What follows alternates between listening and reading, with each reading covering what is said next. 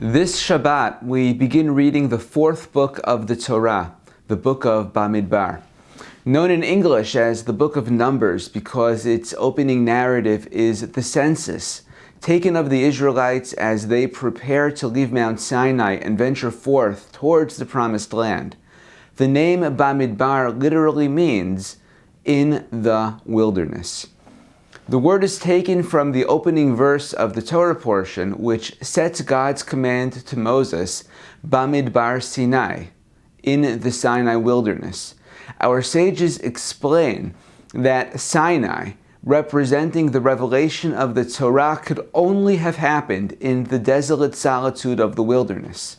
If the Torah had been given instead in the land of Israel, the Jewish people would have said it belongs only to us. Therefore, the Torah was given in the wilderness, a place that is ownerless, devoid of civilization, to demonstrate that its teachings belong to anyone who was willing to venture forth and to receive them. This particular tradition feels especially resonant today in light of the deadly violence we've seen across the land of Israel. The violence that began with the tense demonstrations in the East Jerusalem neighborhood of Sheikh Jarrah and escalated on Yom Yerushalayim and in the days that followed. Land claims, especially those with nationalist underpinnings, tend to be zero-sum, either mine or yours.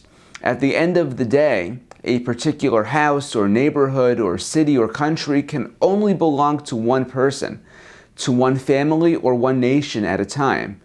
Any rival claim is a threat to one's ownership. But in contrast, the values, ideals, and aspirations of the Torah are from the wilderness. Nobody, not even the Jewish people, can or should lay an exclusive claim to them. They belong to everyone at the same time.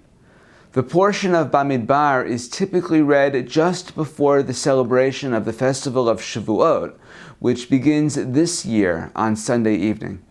Shavuot celebrates both the revelation of the Torah at Sinai and the wheat harvest of the land of Israel. It's a dual celebration for the Jewish people, both of the Torah and of the land. And in that context, this particular rabbinic teaching tells us that if the Jewish claim to the land of Israel is based purely on nationalism, purely on the claim of a people on its homeland, then conflict with those for whom the land is also a homeland may very well be irresolvable.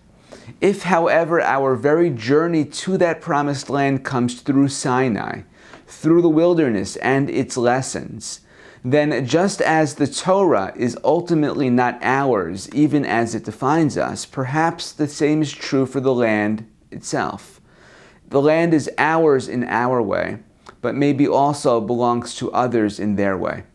Perhaps this is one application of the rabbinic teaching that every commandment in the Torah was written for the sake of peace, with prayers for peace in the Holy Land, for peace of mind for those who live within it.